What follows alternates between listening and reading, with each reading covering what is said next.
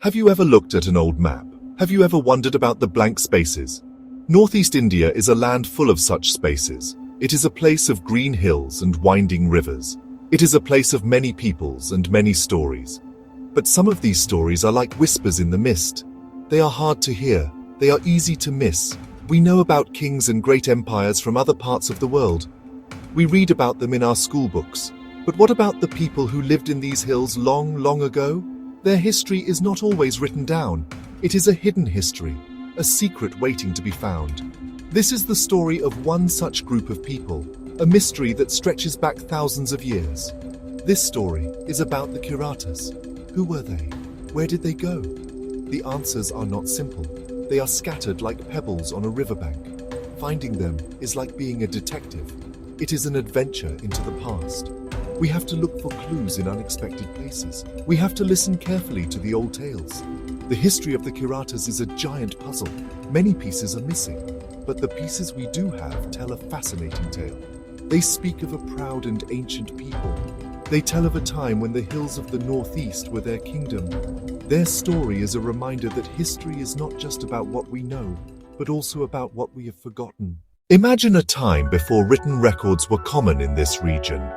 History was passed down from one generation to the next. Grandparents told stories to their grandchildren. These stories were their history books. They held knowledge about their ancestors, their lands, and their beliefs. But what happens when these stories stop being told? What happens when new people arrive with new languages and new ways? The old stories can fade. They can get lost. This is what happened to much of the history of the Kiratas.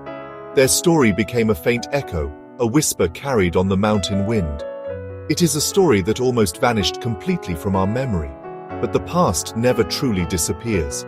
It leaves behind traces. It leaves clues for us to follow. We can find these clues in ancient texts written far away. We can find them in the names of rivers and mountains. We can find them in the faces and languages of the people who live in the Northeast today. Uncovering the story of the Kiratas is a journey. It is a journey that takes us deep into the heart of Northeast India's hidden past. It is a quest to give a voice back to a people who have been silent for too long. Let us begin this journey and see what secrets the hills are willing to share with us. So who exactly were these mysterious Kiratas? Ancient books like the great Indian epics Mahabharata, Ramayana. These books are very, very old. They describe the Kiratas as fierce warriors, skilled hunters. They say the Kiratas lived in the mountains. They were masters of the forests, cave dwellers, golden or yellowish complexion. They were known for their strength and their close connection to nature. They were not people of the plains. They were the children of the high hills and the deep valleys of the Himalayas. Green forests, roaring rivers, secrets of the wild. Scholars and historians believe the Kiratas were ancestors of many people in Northeast India today. They were part of a large group speaking Tibeto-Burman languages. Think of it like a giant family tree of languages. The branches spread across the Himalayas, Nepal in the west, Arunachal Pradesh in the east. Not one small tribe, a vast collection of communities. They shared a common origin but developed unique cultures over time. They were the first people to truly tame these wild lands. Pinpointing their exact location is tricky. It is like trying to draw a map of a river that changed its course centuries ago. Ancient texts say they lived in the mountains to the east. This points to the great Himalayan range and the hills that extend into Northeast India. Today, we see their legacy in many tribal groups: Bodo, Garo, Naga, Mizo, many others. Their languages, traditions, and physical features hold clues. The Kiratas were the foundation of the region's human history. The name Kirata gives us a clue. In Sanskrit, it likely means people of the frontier or mountain dwellers. This was how the plains saw them. They lived on the edge of the known world, strong, independent, a little mysterious. They traded with the plains, herbs, animal skins, other forest products.